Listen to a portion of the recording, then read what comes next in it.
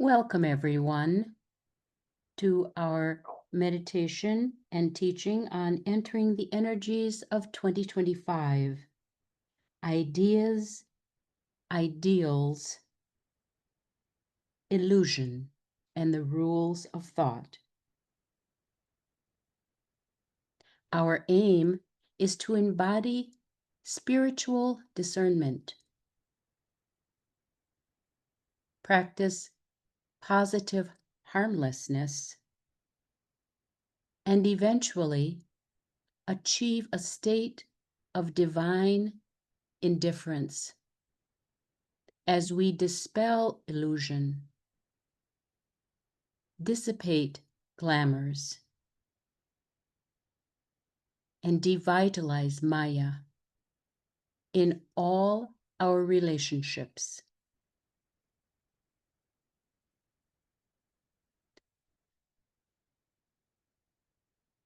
Let us enter into an even deeper alignment with our group soul.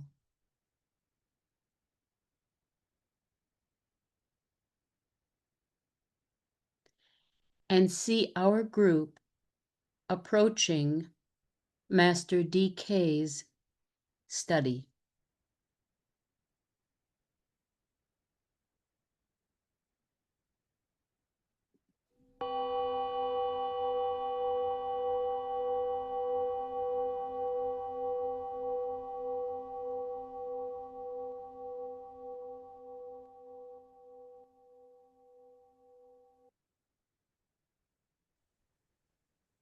Assume the attitude of the observer. Envision your etheric body, your aura, which includes your health aura. Envision your astral emotional aura. And finally, your mental aura, encapsulating your expressed etheric radiance and your place upon the path of evolution, your personality instrument. See the outline of these spheres, these auras, in unity.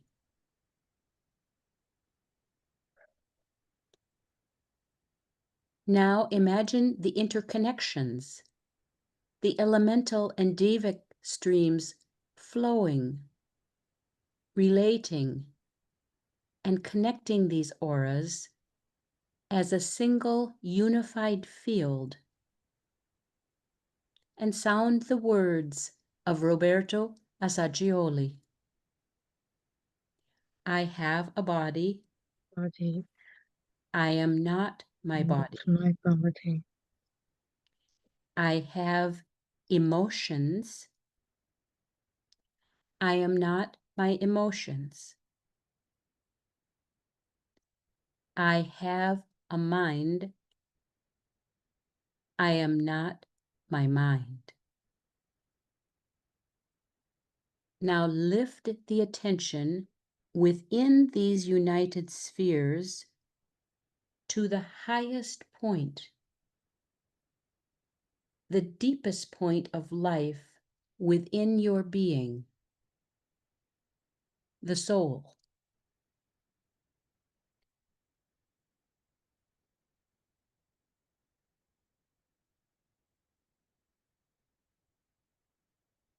And say, I am the soul.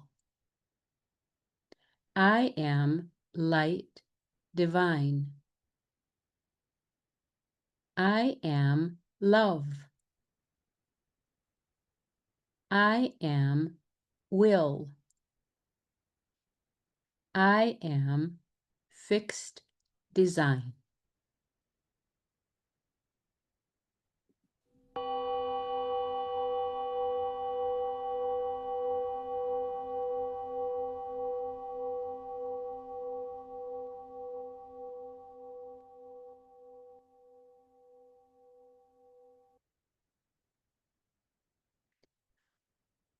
more radiant than the sun,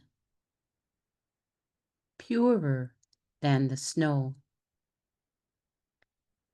subtler than the ether is the self, the spirit within my heart.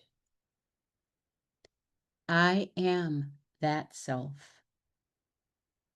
That self am I.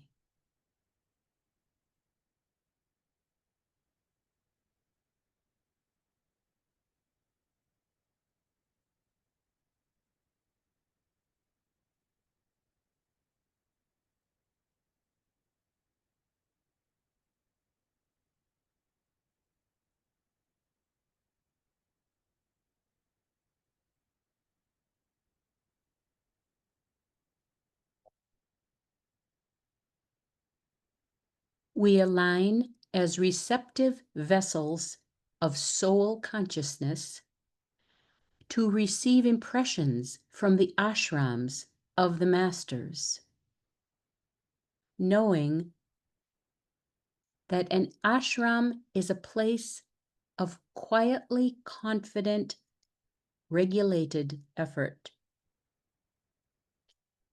The plan and the immediate service activity are known, and disciples and initiates, each aware of his task and equipment, proceed to carry out the phase of the one work which is theirs. Each senses its relationship to the phases of the work undertaken by his group brothers. It is in learning to see the picture whole, as the Master ever sees it, that confidence and security are developed.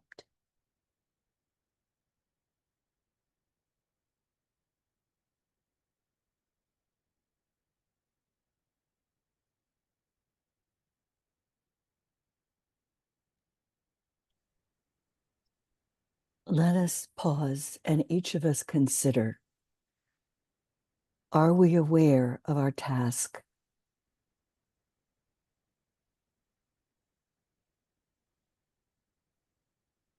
Are we aware of the immediate service activity? Is that known to us? And are we aware of our equipment?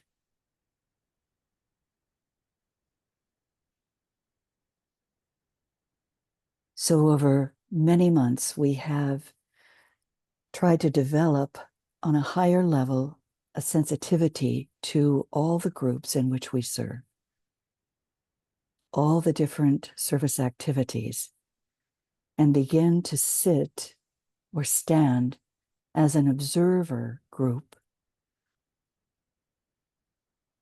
on the periphery of the ashram as part of the new group of world servers, which is now called by some the One World Serving Group.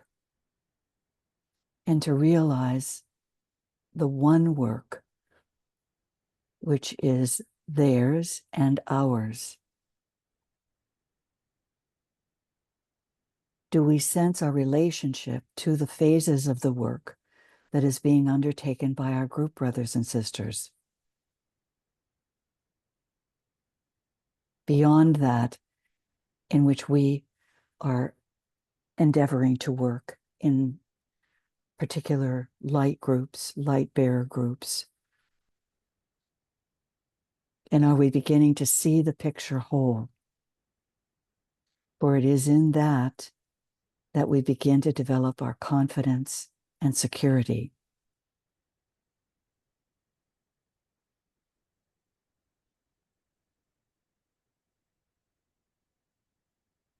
So let us silently connect into that great web of light, the beacons of light, the different groups in service around the globe. along all the ray lines.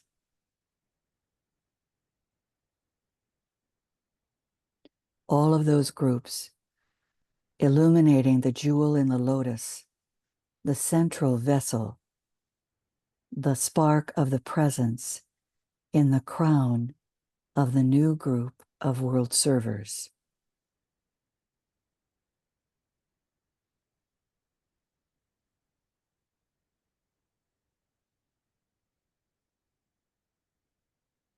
And linking with the heart center of this new group, the emerging group, the one world serving group. We connect heart, mind, and the heart in the head, and sound. Om Mani Padme Om. Om Mani Padme Om. Om Mani Padme Om.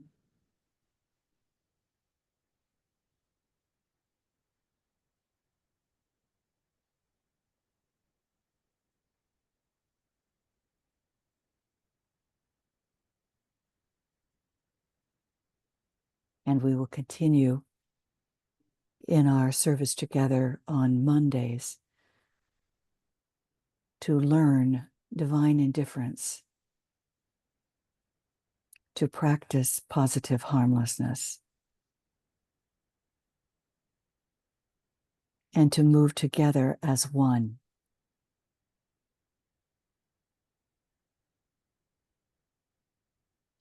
For we strive for indifference as it leads to right illumination, another name or aspect of right direction, and this will take the place of any glamour. And the objective personally considered of the group of disciples utilizing the technique of the trained observers is to bring light into dark places and illumination into their lives. So we combine, as we move forward, the technique of indifference, the technique of light, and the technique of the presence, so that we can stand in unison, serving under the law of abstraction, and blend the lights of matter and the light of mind to fuse and blend with soul light. So we breathe, for we're told that the will and the breath are occultly synonymous terms. And in using the will, the first aspect, the will to good, which can and will function in perfection only when goodwill is finally and fully developed on earth through the agency of humanity. So we breathe and we align with goodwill, and goodwill as the intention of all of our serving groups.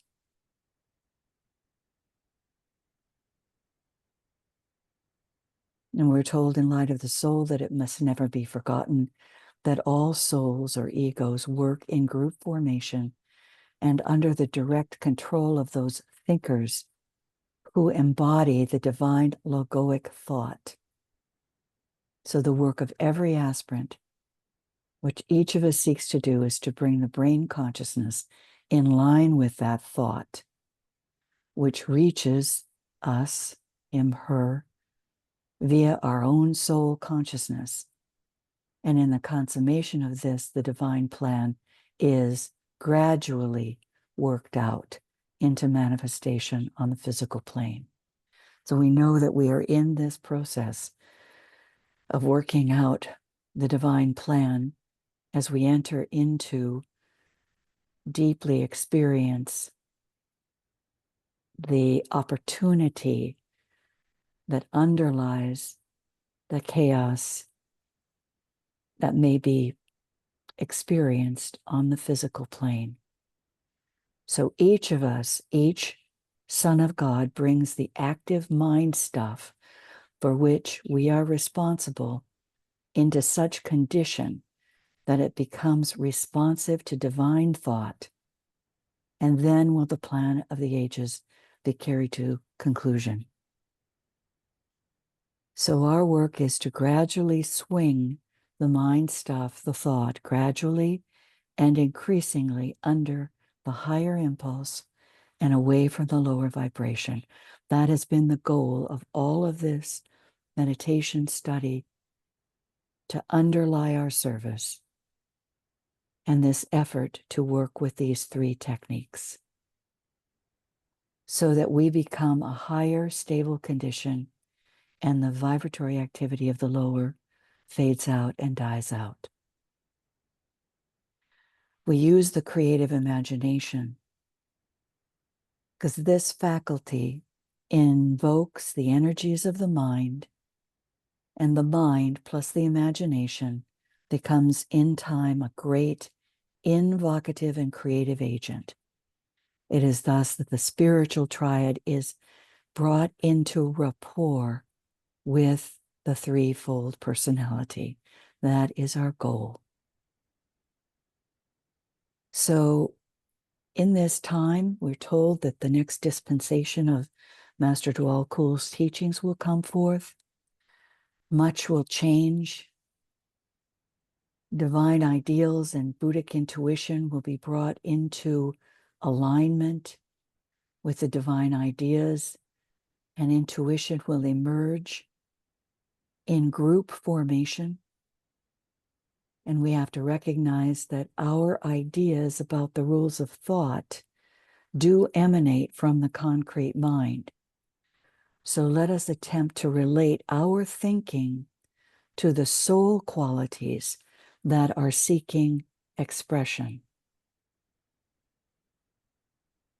These soul qualities, which develop as the causal body develops, higher and higher sense and expression. So look briefly, they're kind of color-coded. The third ray, patience, clear intellect. The second ray, patience, group love, and soul love. The fifth ray, perseverance, sensitivity, creativity, inspiration. The fourth ray, generosity, quickness of intellect and perception. The sixth ray, loyalty and reverence. The first ray, strength and courage.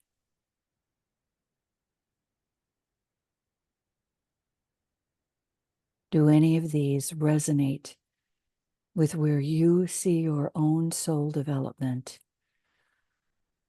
the development of your causal body, where you see these aligned? Is this your expression in group work, in your service activities? What you bring to this group. And you can also look at this list of the virtues of the rays.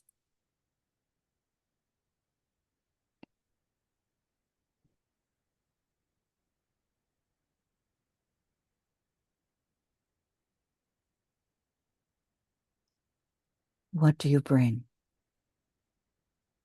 Perseverance,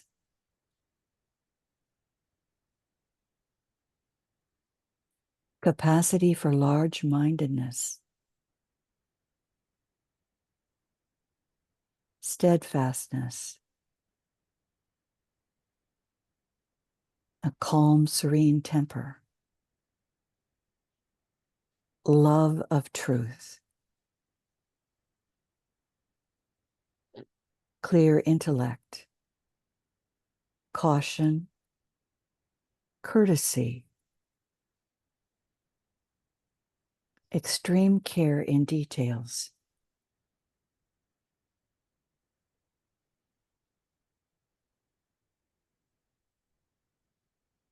Now take a moment and put that quality into the chat.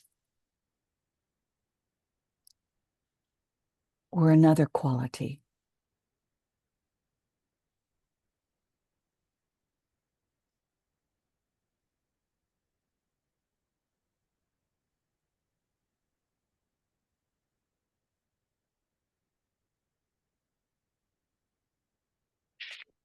And trust that you're doing this with the utmost humility, for we know that these qualities will develop further.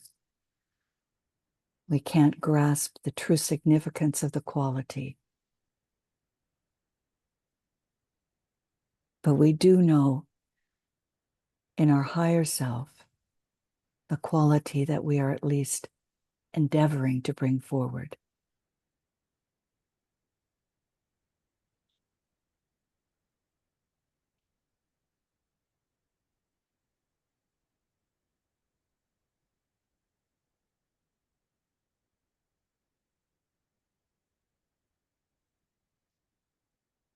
Here with details. Quality of the seventh ray, particularly the seventh ray, as it aligns with second ray soul and a fifth ray soul, fifth ray mind.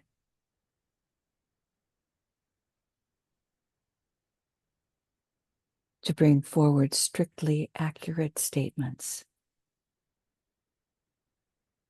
Perseverance and courage.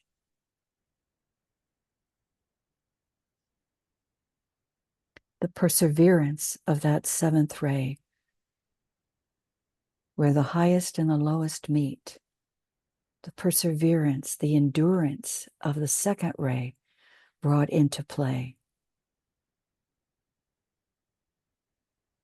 And the courage of the first ray. The courage, the physical courage of the fourth ray.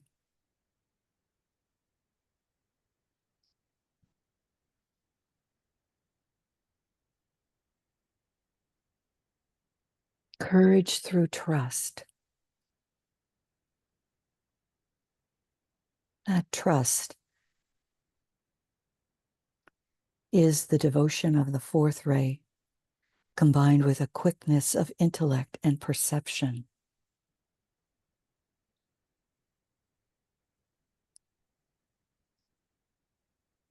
Bringing the courage of the first ray into play and the courage of the seventh ray.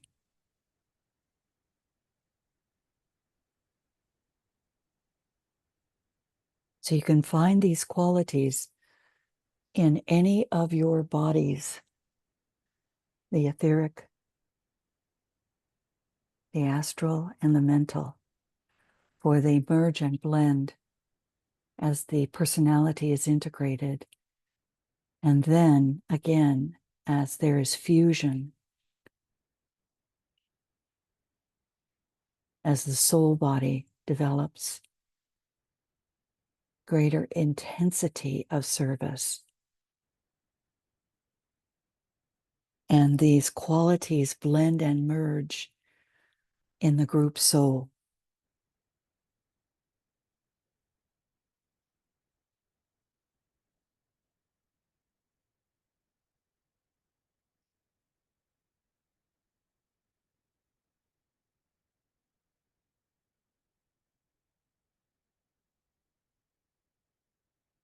The first rule of thought: view the world of thought and separate the false out of the true.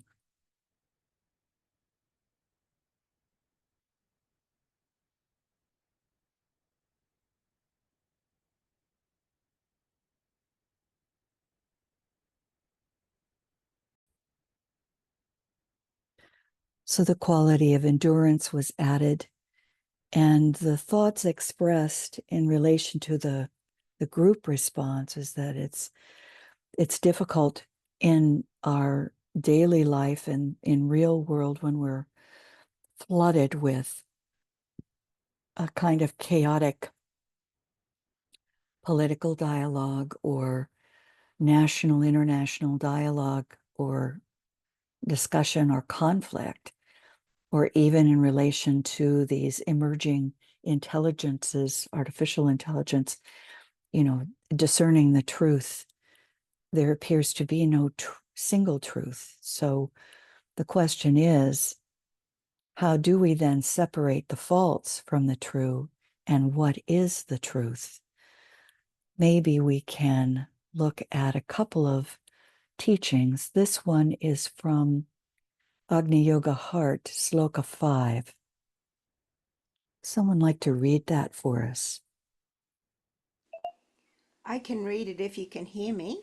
Yes, thank you. Okay. Agni Yoga Heart, Sloka 5. New circumstances will reveal the path to the future. Truth is always the same, but combinations are different, as they depend on the consciousness. So much that is beautiful ends up being destroyed due to ignorance of the temple of the heart. But let us adamantly strive to be aware of heartfelt warmth, and let us start feeling ourselves to be bearers of this temple. That is how we can cross over the threshold into the new world. It is perhaps wise to remember here that as a general rule, no one believes what others may tell him, no matter how apparent the truth or how much the person may protest that he accepts that truth. Only those truths which are wrought out individually in the crucible of experience really penetrate into the living consciousness and bear fruit.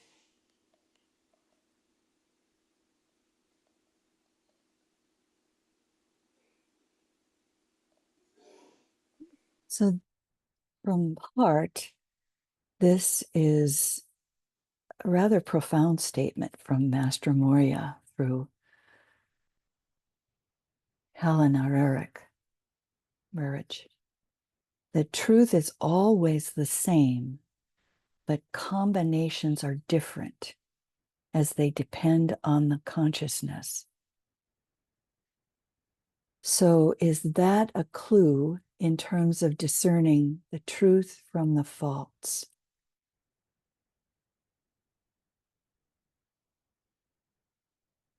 And then knowing that it is really the truth that we can experience.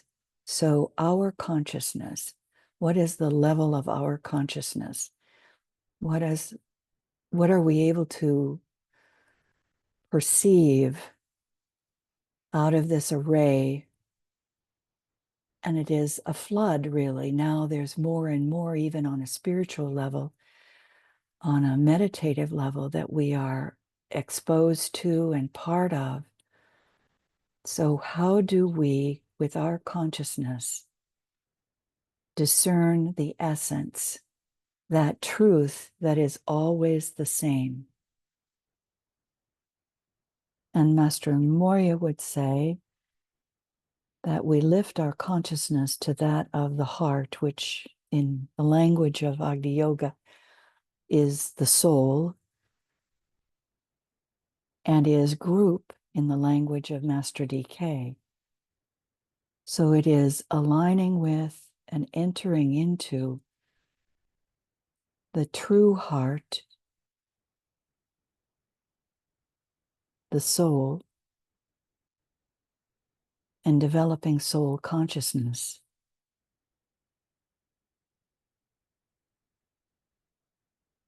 And that is the hint in terms of discerning the truth. And those truths then are wrought out individually in the crucible of experience, the burning ground.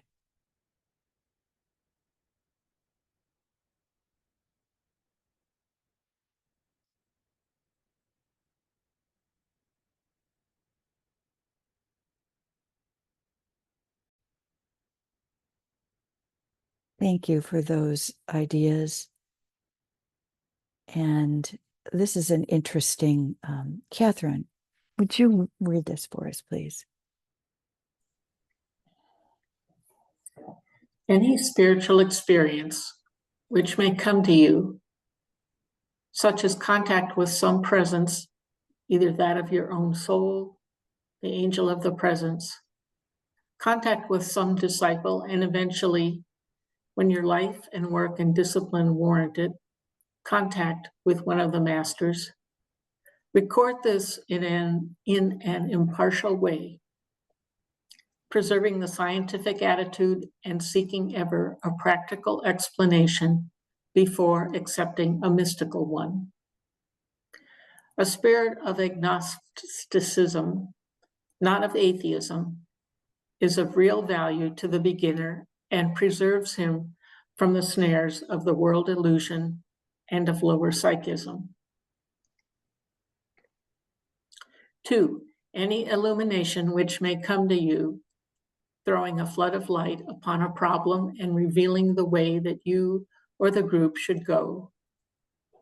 Any intuition which, corroborated by the reason, carries one forward into knowledge and evokes the wisdom of the soul and its registration by the brain via the mind. 3, any telepathic happenings between you and your fellow disciples. This telepathic interplay should be cultivated, but it must be most carefully checked and counter-checked and the strictest accuracy preserved. Thus, we shall have the fostering of the spirit of truth, which is, period. An ashram functions telepathically when fully and rightly, I'm sorry. or Yeah. there's a gap here. Yeah. I'm sorry, I put that in wrong. So it functions telepathically when fully and rightly organized. And that's the governing principle of all true telepathic communication. Good. So yeah, sorry, I put that in this morning. I thought it was relevant because it's in the in discipleship in the New Age, in that he's really trying to move his groups early on, that Master DK is, into recognizing that these teachings are so deep and really can carry someone away, you know, and we're finding that now with artificial intelligence and emerging intelligence, that people are getting carried away into the mystical and lower psychism. And it's not to judge them, but it is where they're being carried. So for us to just use that, the measures that he's giving us to record everything in an impartial way and preserve this scientific attitude, that fifth ray, and also the seventh ray, with that attention to detail and to really kind of hone in and find the essence underlying. It isn't that a colleague is saying something wrong. It's not wrong. It's just, it's their experience and ability to express at that moment in time based on their consciousness and their relationship to the ashram and the group. So it's a challenge, because we have to really stand as the observer at all times in all relationships, in relation to our group work and in relation to our soul work, as well as our service. And then he goes on to say that these three major faculties that we can unfold develop our capacities And anything is only an expansion of these three. So think of that in your meditation, in your service, in your study. These are the three major faculties that we're developing. Telepathic thought, to be receivers and transmitters. Intuitive recognition of truth, that is, that soul consciousness that recognizes the essence. And then its formulation into concepts by the mind, plus the later process of materializing that which has been intuited, the highest form of creative work. So that's what we do when we develop work for our groups, when we put things together and then we bring it in, or when we're doing the next, which is healing, with its understanding of energy and forces, which will lead later to the rebirth of humanity. Isn't that a powerful statement? This is on page 29 of Discipleship in the New Age, Volume 1. So that's what we are working together to develop. And here is the second rule of thought. Margie, would you read this for us? Learn the meaning of illusion, and in the midst locate the golden thread of truth.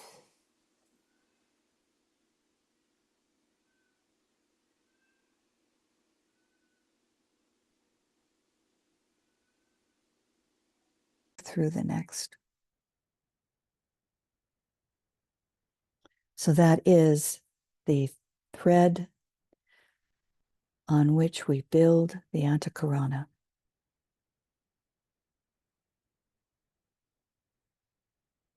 So what is this meaning of illusion?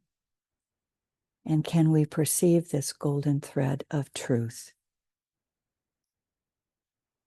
So some different material, we haven't had these before in our work together. That illusion, that we lay the emphasis upon the finiteness of man's mind. The world of phenomena is not denied, but we regard the mind as misinterpreting it and as refusing to see it as it is in reality. We consider this misinterpretation as constituting the great illusion. The problem of illusion lies in the fact that it is a soul activity. Let us just pause there. The problem of illusion lies in the fact that it is a soul activity. Thus, it is a group activity. And the result of the mind aspect and of all the souls in manifestation. It is the soul which is submerged in the illusion, and the soul that fails to see with clarity until such time as it has learned to pour the light of the soul through into the mind and the brain.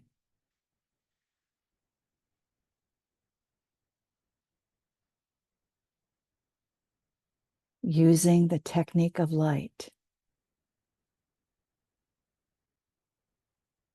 And that is why I think we're given that technique as the first group technique. When we're working on group glamour and eventually on world glamour, we are dealing with this problem of illusion that is a soul activity. Illusion is primarily of a mental quality and was characteristic of the attitude of mind of those people who are more intellectual than emotional. They have outgrown glamour as usually understood.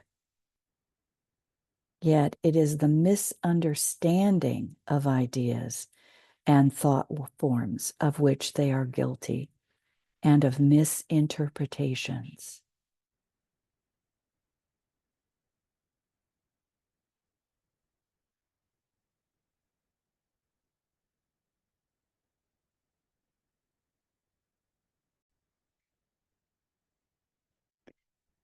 So that was a really good discussion, and I'm not even going to attempt to characterize it, except that the problem of illusion, which we dispel, is the fact that it is soul activity and the result of the mind aspect in all the souls in manifestation.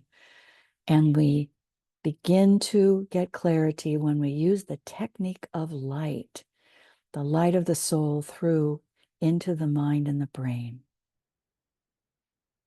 So here's the third rule of thought: control of the body of emotion, for the waves that rise upon the stormy seas of life engulf the swimmer, shut out the sun, and render all plans futile.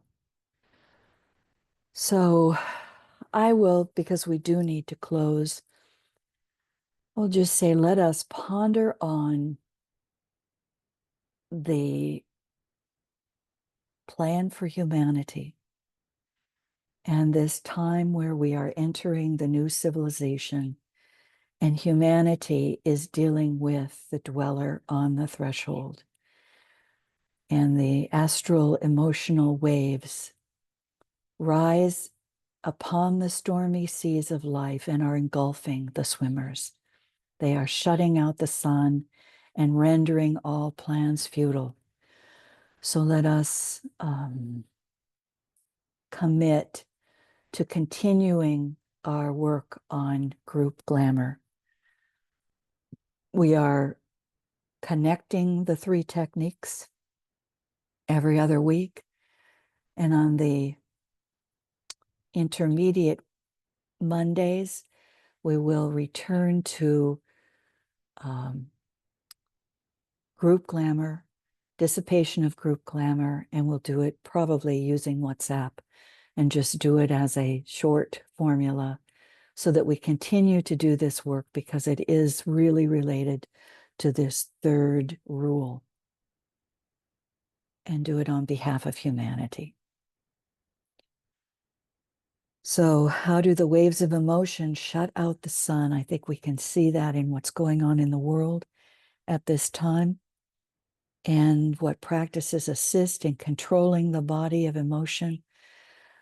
For many of us, we are in relationship with people who are using meditation, those who are seeking psychological counseling, bringing forth to people in our interchanges online and in other ways the true, good, and beautiful, the positive, bringing the soul qualities forward in our relationships in that warmth that permits the energetic moving out. It is the group consciousness and warmth that does permit us to do it. It strengthens us, it allows us to be steadfast and persist. So here are the 3 rules of thought that we will consider next time. Discover that thou hast a mind and learn its dual use. Contemplate on that. Concentrate the thinking principle and be the master of thy mental world. And learn that the thinker and his thought, and that which is the means of thought, are diverse in their nature, yet one in ultimate reality.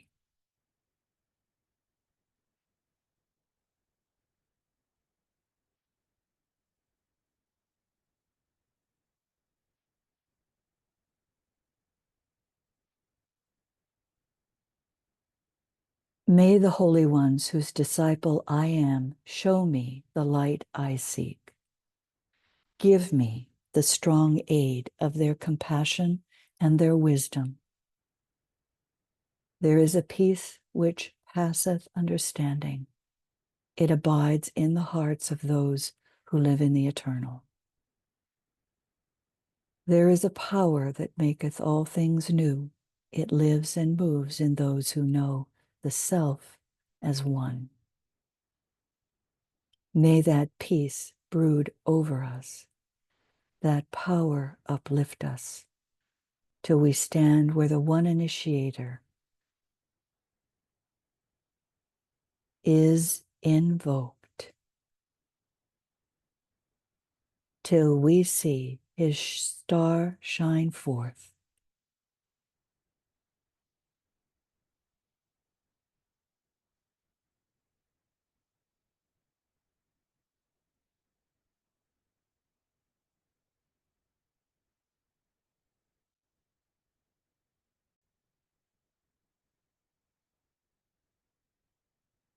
Om.